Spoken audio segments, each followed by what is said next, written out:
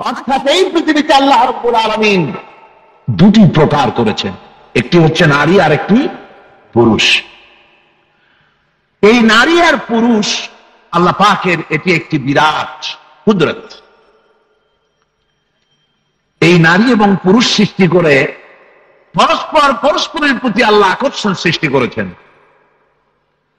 দুজনের একের প্রতি অপরের আকর্ষণ আল্লাহ পাক নিজেই সৃষ্টি করে দিয়েছেন। ومن آياته أن خلق لكم من أنفسكم أزواجا لتسكنوا إليها وجعل بينكم مودة ورحمة।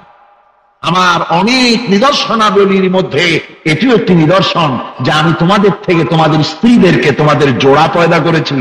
আর কি করেছি, কেন করেছি? লিতাসকুনু ইলাইহা, যাতে করে তোমরা পরস্পর পরস্পরের কাছ থেকে শান্তি, প্রীতি, প্রেম, ভালোবাসা, মহব্বত লাভ করতে পারো। এটা আমার নিদর্শন একটি। কিরকম নিদর্শন? ভিন্ন পরিবেশে লালিতা পালিতা একটি মেয়ে ভিন্ন পরিবেশে লালিত পালিত একটি পুরুষের সঙ্গে যখন বিবাহ হয়ে যায়, আল্লাহ রাব্বুল আলামিন বলেন আমি তখন একের প্রতি অপরের মহব্বত আর ভালোবাসা আমি আল্লাহ তৈরি করে দেই। ওই মেয়েটি জানার কথা না, মেয়েটির বাড়ি হচ্ছে লংলা, শ্রীমঙ্গল, বিয়ে হয়েছে দিনাজপুর। দিনাজপুরের লোকেরা বোয়াল মাছ খায় না, কিন্তু এখানের লোকেরা বোয়াল মাছ খুব পছন্দ করে। কথা বুঝতে পেরেছেন? এখানে কথাবার্তা একরকমের, সেখানের কথাবার্তা আর এক রকমের। এই দুইটা মিলাইয়া খিতে হয়েছে তো খিতে হয়েছে। কথা বুঝতে এখন উপায়টা কি? অথচ এই দুই স্বামী স্ত্রীর মধ্যে আল্লাহ পাক কি মহব্বত পয়দা করে দেন, একজন আরেকজনের জন্য জীবন দিতে প্রস্তুত হয়ে যায়। সুবহানাল্লাহ পড়েন। আল্লাহ রাব্বুল আলামিন বলেন ওয়াজআলা বাইনাকুম মাওয়াদ্দাতান, প্রথমে তো ভালোবাসা সৃষ্টি করি, প্রেম সৃষ্টি করি। বিবাহ হওয়ার পর যে ভালোবাসা হয়, বিশেষ উদ্দেশ্যকে সামনে রেখে ওই ভালোবাসা হয়। এরপরে যখন বয়স বাড়তে থাকে, যখন বার্ধক্য আসে, তখন ওই ভালোবাসাটা আর থাকে না যেটা ছিল প্রথম। সেটা আমি ওয়াজআলা বাইনাকুম মাওয়াদ্দাতান ওয়া রাহমা, মাওয়াদ্দা তখন রহমতে পরিণত হয়ে যায়। প্রথমে থাকে একটা প্রেম কেন্দ্রিক ভালোবাসা।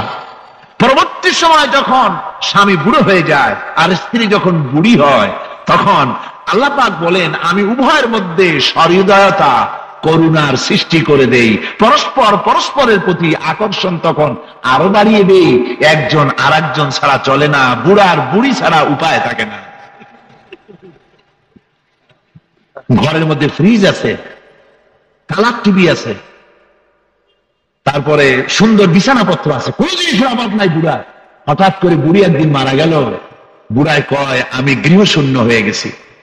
সব আছে, তারপরেও যে গৃহশূন্য হয়ে গেছি, তার মানে গৃহের প্রাণটাই চলে গেছে। বুড়া বয়সে সন্তান খোঁজ খবর নেয় না, সন্তানের বড় খোঁজ খবর নেয় না। বুড়ার গরম পানিটা, উজুর পানিটা, তার খাবারটা, তার পানটা, তার যা প্রয়োজন বুড়ি সব এগিয়ে নিয়ে আসে। আর বুড়াও বুড়ির জন্য তখন প্রথম জীবনের চাইতে আরো বেশি মহব্বত বাড়ে, বুড়ির দিকে খোঁজ খবর আরো বেশি করে নেয়। ঠিক কিনা কন? বুঝবেন যারা বুড়া আর বুড়ি আছেন। আল্লাহ পাক বলেন এটা আমি করি। কে বলছেন এ কথা? আল্লাহ পাক বলছেন আমি করি। এ মহব্বত আল্লাহর না। দেখুন রাসূল করিম সাল্লাল্লাহু আলাইহি ওয়াসাল্লামের ঘরে দৌলত ছিল না, কিন্তু মহব্বত দিয়ে ঘরটা ভরা ছিল। সুবহানাল্লাহ বিহামদি। দৌলত ছিল না, মহব্বত দিয়ে ভরা ছিল। হযরত আয়েশা সিদ্দিকা রাদিয়াল্লাহু তাআলা আনহা বলেছেন আমি গ্লাসে পানি পান করে রেখে দেওয়ার পর রাসূলুল্লাহ গ্লাসটা হাতে নিয়ে আমি যেখানে ঠোঁট লাগিয়ে পানি পান করেছি, আল্লাহ নবী ওইখানেই ঠোঁট লাগায় পানি পান করতেন। মুহাব্বত। হযরত আয়েশা বলেন আমি গোশত খেয়ে, হাড্ডি খেয়ে হাতে ধরে রেখেছি, খাবো বা রাখবো, আল্লাহ নবী তখন আমার হাতের থেকে গোশত বা হাড্ডিটা আমার হাত থেকে নিয়ে আমি গোশতের যে অংশে কামড় দিয়েছি, রাসূলুল্লাহ সেখানে মুখ লাগিয়ে খেতেন। দৌলত ছিল না হুজুরের ঘরে এক ফোঁটা, কিন্তু মহব্বত ছিল ঘরটা ভরা। হযরত আয়েশা বলেছেন, রাসূলুল্লাহ কাজ করে কষ্ট করে ঘরের ভিতরে ফিরে যখন দেখেছেন রান্না বান্না সারা হয় নাই, হুজুর ক্ষুধার্ত অথচ আমার রান্না শেষ হয় নাই, নবীজি রাগ করেন নাই, অসন্তুষ্ট হন নাই, ভুরু কুঞ্চিত করেন নাই, চোখ গরম করেন নাই, বরং আমার কাছে বসে রান্না বান্নায় আমাকে আল্লাহর নবী, বিশ্ব নবী মুহাম্মদ রাসূলুল্লাহ সাল্লাল্লাহু আলাইহি ওয়াসাল্লাম আমাকে সহযোগিতা করেছেন।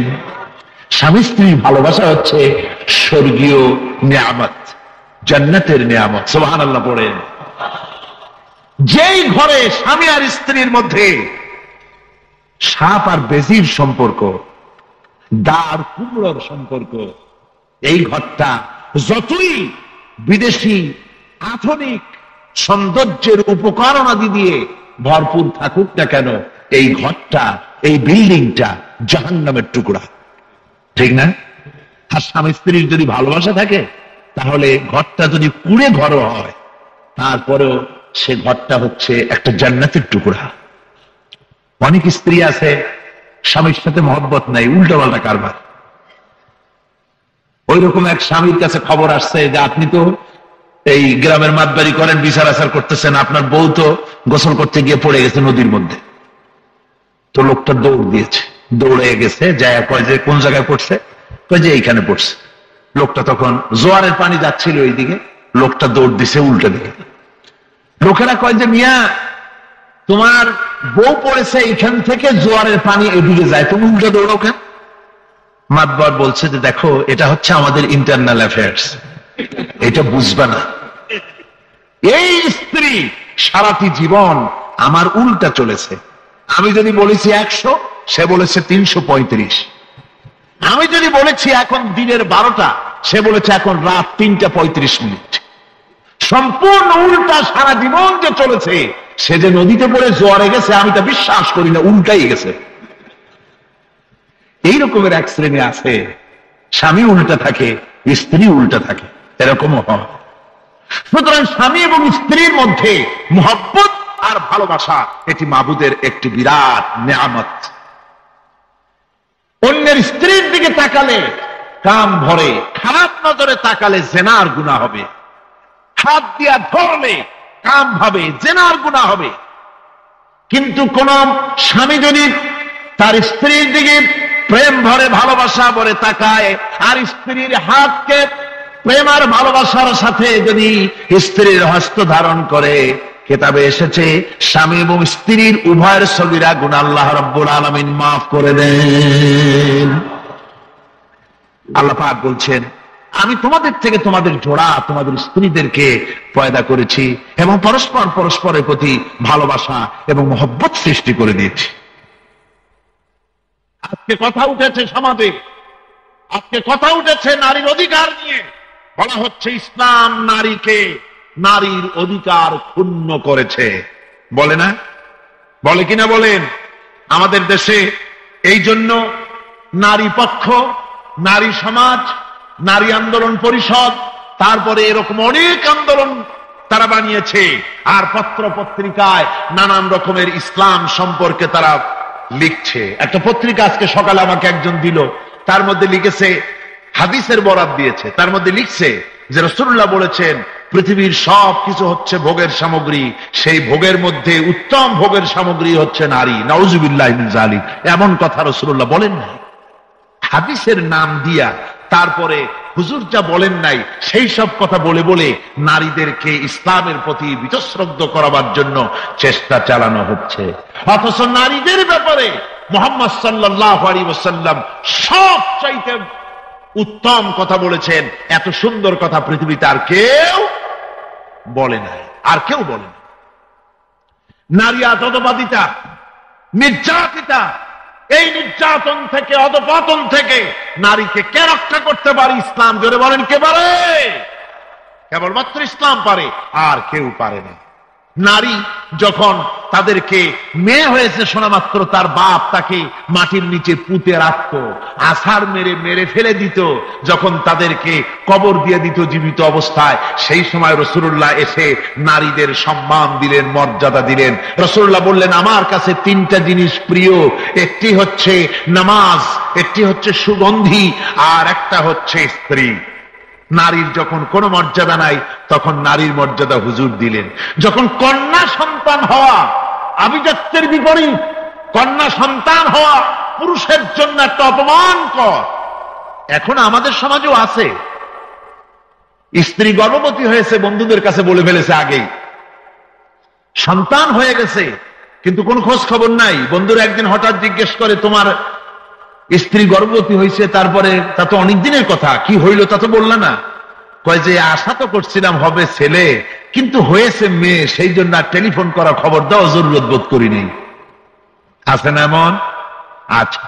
আবার বারবার মেয়ে হয় বলে আমাদের দেশে তালাকের ঘটনা পর্যন্ত আছে। বারবার মেয়ে হয়, ছেলে হয় না মোটেও, তালাক দিয়ে দেয়। আচ্ছা, ওই মেয়েটারই, ওই স্ত্রীর যদি এখানে হাত থাকে ছেলে বা মেয়ে হওয়ার ব্যাপারে, মানুষের যদি হাত থাকে, তাহলে দায়ী শুধু স্ত্রী হতে যাবে কেন? পুরুষ তুমিও তো দায়ী তাহলে। আসলে ছেলে এবং মেয়ে হওয়ার জন্য স্বামী এবং স্ত্রী কেউ দায়ী নয়, ব্যাপারটি আল্লাহ। ব্যাপারটি কার? আল্লাহ রাব্বুল আলামিন বলেছেন, আমি যাকে খুশি কন্যা দান করি, যাকে খুশি শুধু ছেলে দান করি, যাকে খুশি তারে ছেলেও দেই, মেয়েও দেই, আর যাকে খুশি আমি কিছুই দেই না। সবটাই আমার হাত। সুতরাং রাসূল পাক সাল্লাল্লাহু আলাইহি ওয়াসাল্লাম বলেছেন, খবরদার মেয়েদের বাপকে, মেয়ের বাপকে গালি দিও না। বারবার মেয়ে হয় বলে অনেকে মেয়ের বাপকে গালি দেয়, তাচ্ছিল্য করে, টিটকারি করে। হুজুর বলেছেন, মেয়ের বাপকে বিদ্রুপ করো না, গালি দিও না, যেহেতু আমি মুহাম্মদ সাল্লাল্লাহু আলাইহি ওয়াসাল্লাম মেয়েদের বাপ। রাসূল পাক সাল্লাল্লাহু আলাইহি ওয়াসাল্লাম বলেছেন, যে ঘরে একটা কন্যা সন্তান জন্মগ্রহণ করে, যে ঘরের ভিতরে একটি কন্যা সন্তান জন্মগ্রহণ করে, ওই ঘরের ভিতরে আল্লাহ রাব্বুল আলামিনের রহমতের ফেরেশতা ঢুকে সালাম দেয় আর বলে, আসসালামু আলাইকুম ইয়া আহলাল বাইত, হে ঘরের মালিকেরা, তোমাদের উপরে আল্লাহর রহমত বর্ষিত হোক। রহমতের ফেরেশতারা ঘরের ভিতরে প্রবেশ করে কন্যা সন্তানটির মাথার উপরে হাত বুলায় আর বলতে থাকে, এই দুর্বল দেহ একটি দুর্বল দেহের ভেতর থেকে বেরিয়ে এসেছে, এই কন্যা সন্তানটিকে যে লালন পালন করবে আল্লাহ রাব্বুল আলামিন তাকে শান্তিতে রাখবেন। রাসূল পাক সাল্লাল্লাহু আলাইহি ওয়াসাল্লামের কাছে একজন এসে বলছে, ইয়া রাসূলুল্লাহ, আমার এক মেয়ে। হুজুর কয়, তোমার এক বেহেশতে। আরেকজন বলল, হুজুর আমার দুই মেয়ে। কয়, তোমার দুই বেহেশতে। এরকম হাদিস আছে নাকি যে একজন বললো আমার এক ছেলে, আর হুজুর বলছেন তোমার এক বেহেশত? আছে এমন? সুতরাং মেয়েকে কি মর্যাদা দিয়েছে ইসলাম। রাসূলুল্লাহ বললেন, যার তিনটি মেয়ে আছে আর ওই তিনটি মেয়েকে আদব শিক্ষা দিয়েছে, তারবিয়াত শিক্ষা দিয়েছে, দ্বীন শিক্ষা দিয়েছে, স্নেহ করে, স্নেহ দিয়ে লালন পালন করেছে, তারপরে সৎ পাত্রস্থ করেছে, ওই মেয়ের লালন পালনকারী মাতা পিতা আর আমি মুহাম্মদ সাল্লাল্লাহু আলাইহি ওয়াসাল্লাম কিয়ামতের দিন একই জান্নাতে পাশাপাশি অবস্থান করব। সুবহানাল্লাহ ওয়া বিহামদিহি। মেয়ের ব্যাপারে রাসূলুল্লাহ এত কথা বলেছেন, নারীদের ব্যাপারে এত কথা বলেছেন। হুজুর বলেছেন, তোমরা যখন সফরে যাবে, সফর থেকে আসার সময় আমরা অনেকে হাদিয়া তোহবা নিয়ে আসি, জামা কাপড়, মিষ্টি, চকলেট ইত্যাদি আমরা নিয়ে আসি, আনি না? কি বলেন, আনি না? আল্লাহর নবী বলেছেন, বাইরের থেকে, সফর থেকে, বাজার থেকে হাদিয়া তোহফা ঘরের জন্য জানবে, এনে যখন তোমরা তা দেওয়া শুরু করবে, সর্বপ্রথম মেয়ে থেকে দেওয়া শুরু করবে। মেয়েকে আগে দাও। হুজুর সাল্লাল্লাহু আলাইহি ওয়াসাল্লাম তার কলিজার টুকরা মেয়ে ফাতেমাকে মহব্বত করতেন, এত মহব্বত করতেন, কোন দিকে যাওয়ার আগে সকলের সঙ্গে দেখা করে শেষে দেখা করতেন হযরত ফাতেমার সঙ্গে। আবার সফর থেকে ফিরে এসে সর্বপ্রথম তিনি দেখা করতেন হযরত ফাতেমা রাদিয়াল্লাহু তাআলা আনহার সঙ্গে। একবার হযরত আলী এবং হযরত ফাতেমার মধ্যে মনোমালিন্য হলো, হুজুরের মুখটা মলিন হয়ে গেল, রাসূল পাকের মুখ মলিন হয়ে গেল। হুজুর সাল্লাল্লাহু আলাইহি ওয়াসাল্লাম ঘরের মধ্যে প্রবেশ করলেন, হযরত আলীর ঘরে। হযরত ফাতেমা এবং আলীকে এক জায়গায় বসালেন। কিছুক্ষণ পর হুজুর বেরিয়ে এলেন, হুজুরের মুখে হাসি। সাহাবায়ে কেরাম বললেন, হুজুর একটু আগে আপনার মুখ মলিন দেখেছি, এখন খুব উৎফুল্ল মনে হচ্ছে। হুজুর বলছেন, আমি তাদের মধ্যে মনোমালিন্যটা দূর করে দিয়ে এসেছি। ফাতেমা আমার কলিজার টুকরা, যে ফাতেমাকে ব্যথা দেয় সে আমি মুহাম্মদ সাল্লাল্লাহু আলাইহি ওয়াসাল্লামকে ব্যথা দেয়। রাসূল পাক সাল্লাল্লাহু আলাইহি ওয়াসাল্লাম কন্যাদেরকে এভাবে মর্যাদার কথা বলেছেন। এই কন্যা আস্তে আস্তে যখন বড় হয়ে যায়, যখন বধূ হয়, বধূ হিসেবে তার মর্যাদা ইসলাম কতখানি দিয়েছে, রাসূল পাক সাল্লাল্লাহু আলাইহি ওয়াসাল্লাম কতখানি দিয়েছেন আপনারা লক্ষ্য করেন। হাদিস শরীফ পড়া নাই, জানা নাই বলে আজকে এক শ্রেণীর নারীরা তারা কমিউনিস্টদের খপ্পরে পড়ে, সমাজতন্ত্রের খপ্পরে পড়ে, নাস্তিকদের খপ্পরে পড়ে গোটা মহিলা সমাজকে চেষ্টা করতেছে ইসলাম থেকে দূরে সরাবার জন্য, ঠিক কিনা কর? হযরত আয়েশা বলেছেন, আমি যখন ঘরে কাজ করতেছি, হুজুর বাইরে থেকে এসে দেখেছেন আমার রান্না করতে দেরি আছে, খাবার দাবার এখনো রেডি হয় নাই, হুজুর ক্ষুধার্ত, কিন্তু হুজুর ভুরু কুঞ্চিত করেননি, হুজুর বিরক্ত হননি, হুজুর আমাকে গালমন্দ করেননি, আমার কাছে বসে তিনি আমার রান্নার সহযোগিতা করেছেন। সুবহানাল্লাহি ওয়া বিহামদিহি, জোরে বলেন সুবহানাল্লাহি ওয়া বিহামদিহি।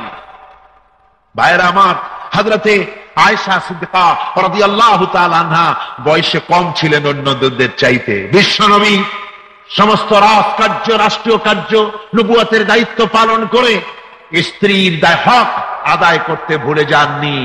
আধো আধো জ্যোৎস্না প্লাবিত রাত রাসূলুল্লাহ হযরত আয়েশাকে বলছেন, চলো আমরা একটু পায়চারি করে আসি বাইরের থেকে।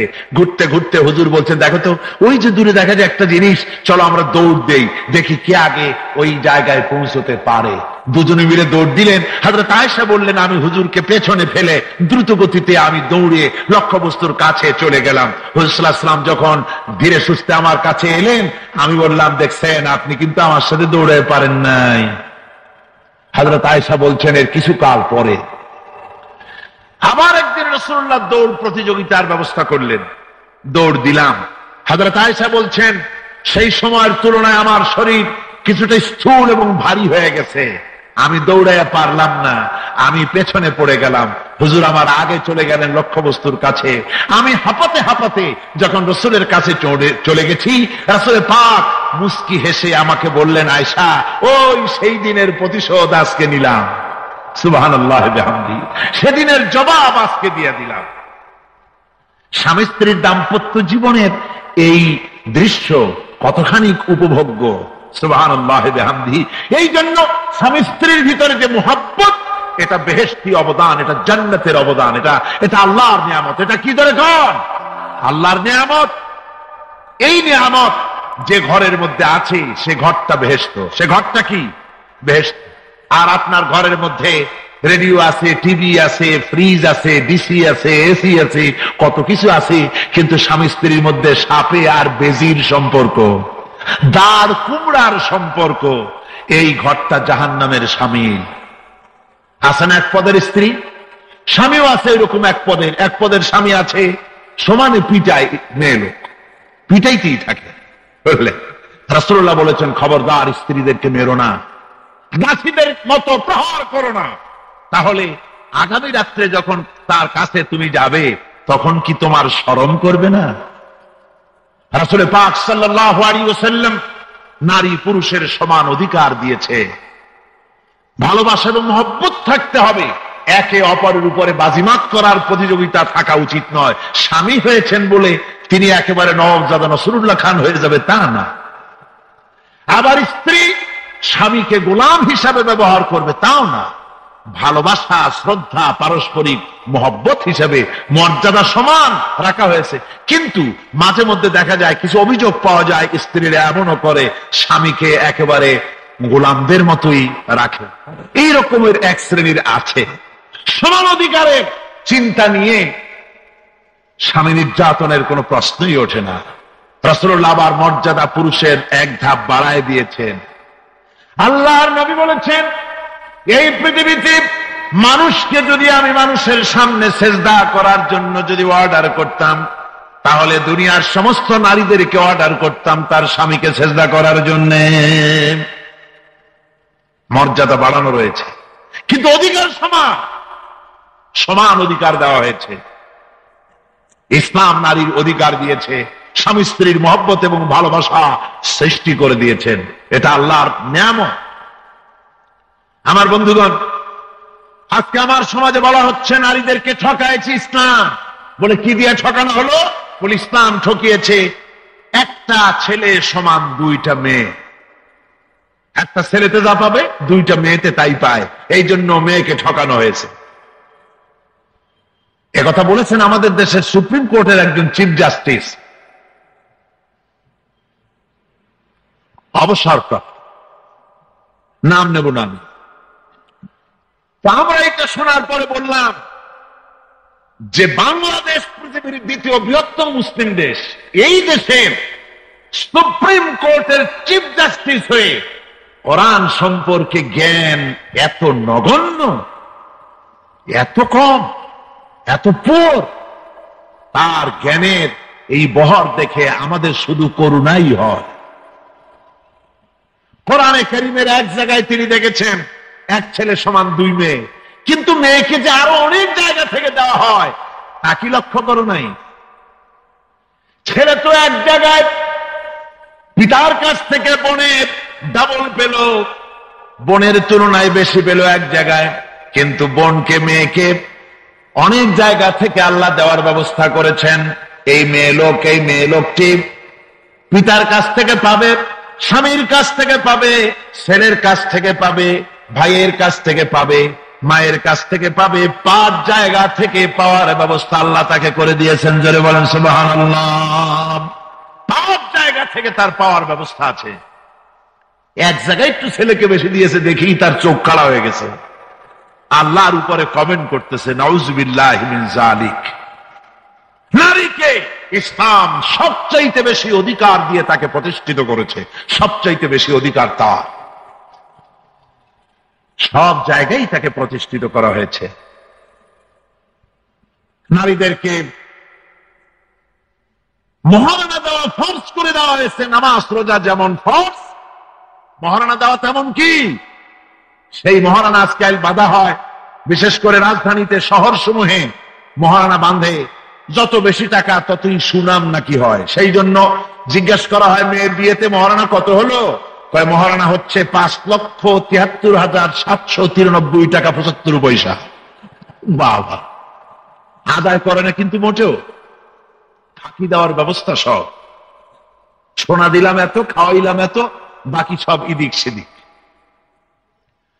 মনে রাখবেন মুসলমানেরা, মহারণা দেওয়া নামাজ রোজার মতোই অবশ্য পালনীয় একটি কর্তব্য আল্লাহ রাব্বুল আলামিন করে দিয়েছেন।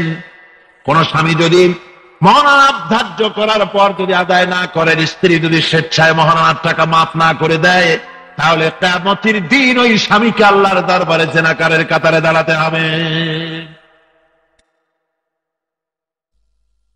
মনে রাখবেন মুসলমানেরা, মহারণা দেওয়া নামাজ রোজার মতোই অবশ্য পালনীয় একটি কর্তব্য আল্লাহ রাব্বুল আলামিন করে দিয়েছেন। কোন স্বামী যদি মহারণা ধার্য করার পর যদি আদায় না করেন, স্ত্রী যদি স্বেচ্ছায় মহারণার টাকা মাফ না করে দেয়, তাহলে কিয়ামতের দিন ওই স্বামীকে আল্লাহর দরবারে জেনাকারের কাতারে দাঁড়াতে হবে। জেনাকারের কাতারে দাঁড়াতে হবে স্বামীকে। এই মহারণা আদায় করে দিতে হবে স্ত্রীকে।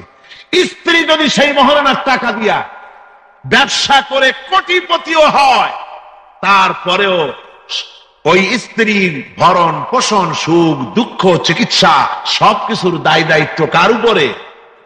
স্বামীর উপরে। দেখুন, ইসলাম নারীকে ঠকাইল না জিতাইল? কি করেছে ধরে বলুন? জিতাইছে। তারপরে স্বামীর, ওই স্ত্রীর বাপের বাড়ি থেকে লোক আসছে, বউর খরচ করা লাগবে না, খরচ কার? স্বামী। বাড়িতে অসুখ বিসুখ হয়েছে, বিয়ে শাদী ইত্যাদি সব খরচ কার?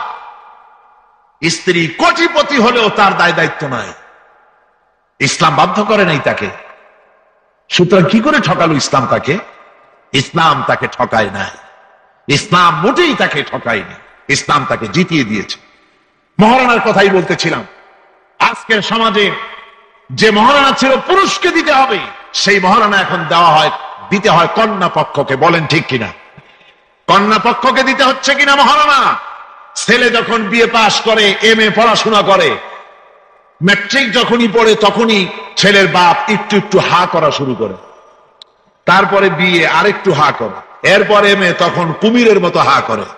যত খরচ হয়েছে ছেলেকে এমএ পাস করাইতে তা সুদে আর আসলে আদায় করে নেবে কন্যা পক্ষের কাছ থেকে। বিবাহের সময় বলে আমার ছেলে বিএ পাস, এমএ পাস, হ্যান ত্যান দিছেন দেখ, সুতরাং এই ছেলের বিয়েতে আমার ছেলেকে কি দিতে হবে? রঙিন টেলিভিশন, এসব তো কোনো ব্যাপার স্যাপার না, ওটা তো দিতেই হবে, ডিসেন্টিনাও দেওয়া লাগবে সেই সাথে। তারপরে বাড়ি দিতে হবে, গাড়ি দিতে হবে, গুলশানে বাড়ি দিতে হবে, আবুধাবিতে চাকরি দিতে হবে, 5 লক্ষ টাকা ক্যাশ দিতে হবে। মানে চাইতে চাইতে বাড়ির মুড়া ছাটাখানা বাদে আর সব দাবি করে, সব দিতে হবে। এইভাবে দাবি করে নেওয়া হারাম। এভাবে দাবি করে নেওয়া কি? জোরে বলেন কি? এর চাইতে ছোট লোকই, এর চাইতে বেহায়া আর কোন পুরুষ হতে পারে না যারা কন্যা পক্ষের কাছ থেকে দাবি করে যৌতুক আদায় করে। এর নাম যৌতুক নয়, এ হচ্ছে মানবতার প্রতি কৌতুক।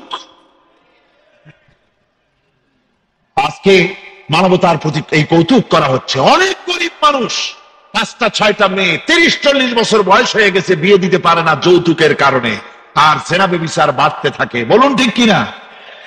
আপনারা নিশ্চয়ই জানেন শূকরের মাংস মুসলমানের জন্য খাওয়া কি? সবাইকে বলতে হবে শূকরের মাংস খাওয়া কি? মুসলমানদের জন্য পায়খানা খাওয়া কি? মনে রাখুন ভালো করে, শূকরের মাংস খাওয়া আর পায়খানা খাওয়া মুসলমানদের জন্য যেমন হারাম, কন্যা পক্ষের কাছ থেকে দাবি করে যৌতুক আদায় করা ঠিক তেমন হারাম। আমি আজকের এই বিশাল জনতাকে জিজ্ঞেস করি, আপনারা যারা সন্তানের পিতা আছেন, ছেলের বাপ, এই মাহফিলে যারা আছেন, কন্যা পক্ষের কাছ থেকে যৌতুক নামক শূকরের মাংস আর পায়খানা খাবেন না, রাজি আছেন? কারা কারা রাজি? 2 হাত উঁচু করে দেখান, হাত উঁচু করে রাখেন, হাত উঁচু করে রাখেন। আলহামদুলিল্লাহ। হাত নামান, হাত নামান, হাত নামান। অনেক ছোট ছোট ছেলেরাও হাত তুলেছে।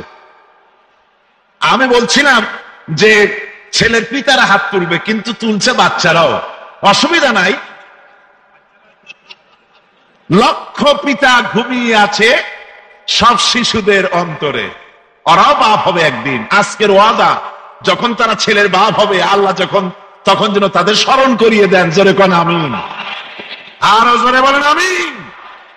সমাজ থেকে এই যৌতুক নামক অভিশাপকে নির্মূল করতে হবে, তাহলে নারীর অধিকার প্রতিষ্ঠিত হবে। ওই নির্বাচিত কলমের লেখিকা, ওই দুষ্ট মহিলা, সে লিখছে নারীদের অধপতন দেখে তার খুব খারাপ লাগে, সেজন্য সে বলছে নারী শুধু ধর্ষণ, নারীরা ধর্ষিতা হবে শুধু তা হতে পারে না, নারী এবার পুরুষদের ধর্ষণ করবে। লিখেছে, আমি মোটেই বানিয়ে কথা বলছি না। পুরুষকে ধর্ষণ করবে, পুরুষকে কুড়ে কুড়ে খেতে হবে। পরে আমি খবর নিলাম যে পুরুষের উপরে এই মহিলা এত খেপা কেন। আমি খবর পেলাম 8টা-10টা স্বামীর থেকে সে বিদায় হয়েছে।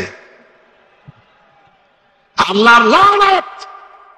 এই লোকটি লেখে আর পত্রিকাগুলি তা ছাপে, জঘন্য যেসব পত্রিকায় সব ওই লেখিকার লেখা ছাপা হয়, ওই পত্রিকা পড়া তো দূরের কথা, মুসলমানদের ওই পত্রিকা দিয়া কুলুপ নেওয়া জায়েজ নাই।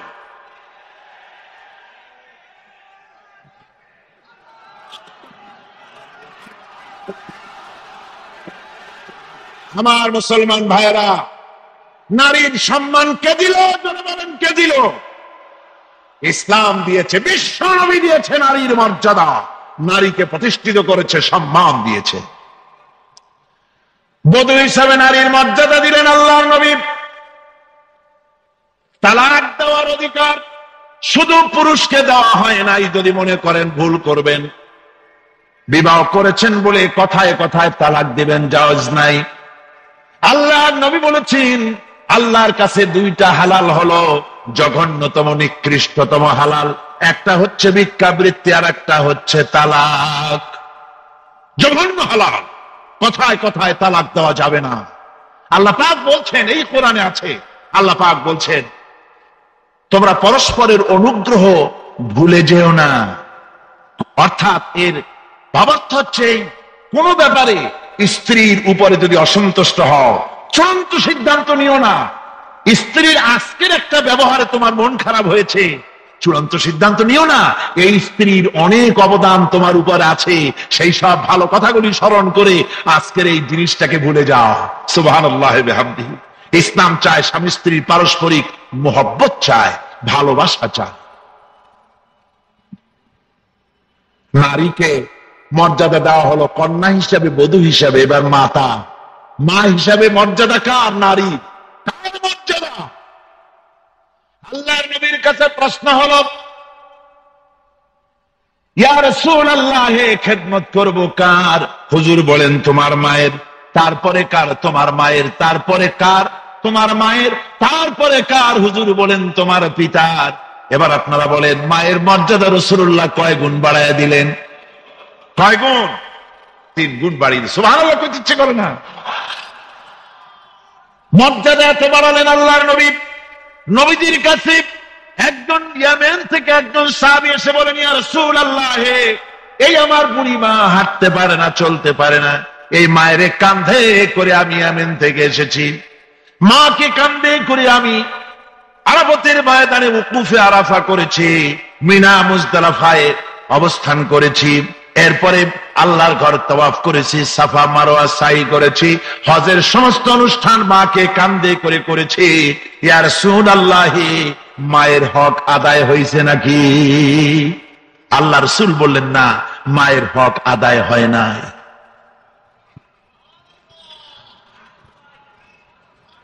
বুকের চামড়া দিয়ে মা, সন্তান যদি মায়ের পায়ের জুতা তৈরি করে দেয়, 1 ফোঁটা দুধের হক আদায় হবে না।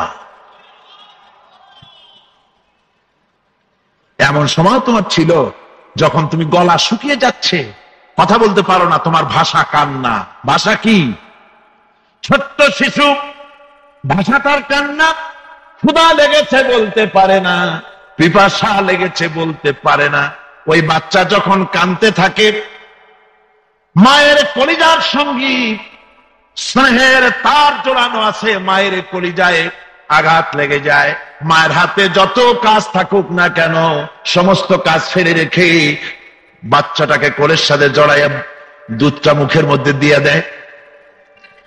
বাচ্চা যখন দুধে চোষা মারে, একটা ফোঁটা যখন গলার মধ্যে চলে গেল, একটা মৃত্যু মানুষকে জিন্দা করে দিতে পারলে যে সওয়াব হতো, আল্লাহ রাব্বুল আলামিন ওই সব মায়ের আমলনামায় লিখে দেন। মা হচ্ছে সবচেয়ে বড় পীর। মা বাপ সন্তানের কাছে সবচেয়ে বড় পীর কে? কিন্তু আমার দেশের লোকেরা তা বোঝে না।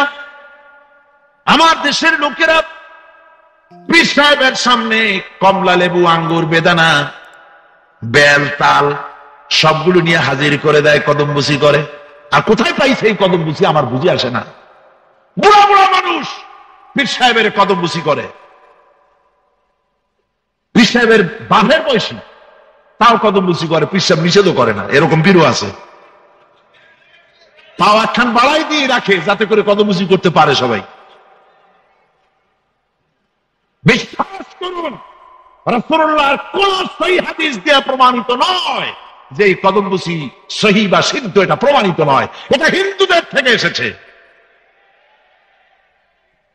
আমার বন্ধুগণ, কদমবুসি করতেই যদি হয়, মায়ের পায়ের উপরে হাত রেখে সেই হাতে চুমা খাও, সুবহানাল্লাহ পড়েন। বাপের পায়ের উপরে হাত রেখে সেই হাতে চুমা খাও, ফায়দা হবে। পীর সাহেবের সামনে আমি পীরের বিরোধী নই, হক্কানি পীরদের বিরোধী নই, আসল কথাটা শোনাচ্ছি। পীর সাহেবের সামনে কমলা লেবু, আঙ্গুর, বেদানা দিলে, মোরগ রান্না করে, ভালো ভালো খাবার রান্না করে তারে খাওয়ালে আল্লাহ যা খুশি না হবেন।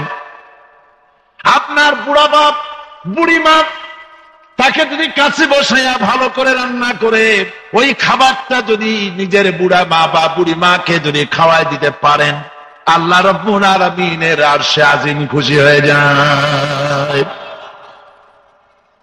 মা বাপের দোয়া বেশি কবুল। কার দোয়া বেশি কবুল? মা বাপের দোয়া কবুল। কোরআন শরীফে হাদিস শরীফে কোথাও নয় যে পীর সাহেব মাওলানা সাহেব দোয়া করলে তা কবুল হবেই। 50-50 হতেও পারে, নাও হতে পারে। রাসূলুল্লাহ বলেছেন তিনজনের দোয়া অবশ্যই কবুল হবে। মুস্তাজাবুদ দাওয়াত হচ্ছেন তিনজন, তিনজনের দোয়া কবুল হয়ে যাবে। একজন হতেছে মুসাফির, প্রবাস জীবন যাপন করে কসরের নামাজ পড়ে, তার দোয়া কবুল। 2 নম্বরে মাজলুম ব্যক্তি যে অত্যাচারিত, তার দোয়া আল্লাহর দরবারে মঞ্জুর। 3 নম্বরে মা বাপ যদি সন্তানের জন্য দোয়া করে, আল্লাহ রাব্বুল আলামিন ওই দোয়া কবুল করে নেন। অবশ্যই দোয়া মঞ্জুর। মা বাপের দোয়া তার সন্তানের জন্য অবশ্যই মঞ্জুর। 100% সিউরিটি কে দিয়েছেন? রাসূল পাক সাল্লাল্লাহু আলাইহি ওয়াসাল্লাম বলেছেন। সুতরাং যেখানে 100 ভাগ সম্ভাবনা, সেখানে যায় না। সেখানে একটা চাদর নাই এই শীতে, কাপড় নাই, মশারি নাই, খাবার নাই, আর কোথাও কোনো হুজুরের নাম শুনলে ভালো ভালো খাবার নিয়ে হুজুরের সামনে হাজির। উল্টা কাম হইতেছে না? কোন উল্টা কাজ হচ্ছে না? মা বাপের দোয়া বেশি কবুল হবে। হযরতে বাইজিদ বুস্তামি রাহমাতুল্লাহ আলাইহি বাচ্চা মানুষ, মা অসুস্থ, গভীর রাত্রে মায়ের ঘুম ভেঙে গেছে, বলছে বাবা পিপাসায় অস্থির হয়ে গেছে, তাড়াতাড়ি করে একটু পানি নিয়ে আসো। ছেলে পানি আনতে গেল, পানি আনতে দেরি হয়ে গেছে, এসে দেখে মা ঘুমিয়ে গেছেন। মায়ের শিয়রে দাঁড়ায় আছেন পানি নিয়ে। ঠান্ডার রাত, ফজরের রক্ত হয়ে গিয়েছে, মায়ের ঘুম ভেঙে গেল। ঘুমের থেকে জেগে দেখে ছেলে কাঁদতেছে, হাতে পানির গ্লাস। বাবা কাঁপো কেন, পানি কেন হাতে? ছেলে বলে মা তোমার কি মনে নাই পানি চেয়েছিলে, ঘরে পানি ছিল না বলে বাইরের থেকে পানি এনে দেখি তুমি ঘুমায় গেছো। মা বলছে বাবা গ্লাসটা আমার শিয়রে রেখে তুমি ঘুমাইলে না কেন? ছেলে বলে মা পানি নিয়ে দাঁড়িয়ে রইলাম, আবার যদি তোমার ঘুম ভাঙে পানি চাও, সময় মতো যদি দিতে না পারি তোমার কষ্ট হবে, তাই পানি নিয়ে সারা রাত তোমার শিয়রে দাঁড়ানো। মা তাড়াতাড়ি করে কলিজার টুকরা সন্তান শিশু বাইজিদকে বিছানায় কম্বল দিয়া ঘুম পড়ায় দিয়া উজু করে ফজরের নামাজ আদায় করে সেজদায় পড়ে কান্দেন আর বলে রব্বুল আলামিন আমার কচি বাইজিদ আমার জন্য যা করলো আমার কলিজা খুশি হয়ে গেছে। আল্লাহ আমি মা হয়ে আমার বাইজিদের জন্য দোয়া করি, তুমি আমার বাইজিদকে সুলতানুল আরিফিন বানাইয়া দিও। রব্বুল আলামিন দোয়া মঞ্জুর করলেন। মা বাপের দোয়া আল্লাহর দরবারে বেশি কবুল হয়ে যায়। আল্লাহ পাক বলেন মা বাপ এত কষ্ট করেছে তোমার জন্য, ওয়াসাইনাল ইনসানা বিওয়ালিদাইহি ইহসানা হামালাতুহু উম্মুহু কুরহা ওয়া ওয়াদাতুহু কুরহা। আমি বিশ্বের সমস্ত মানুষকে অর্ডার করেছি, তোমরা তোমাদের নসিহত করেছি, উপদেশ দিয়েছি, তোমরা তোমার মা বাপকে সম্মান করবে। তোমার মা, আল্লাহ বলছেন, কে বলছেন?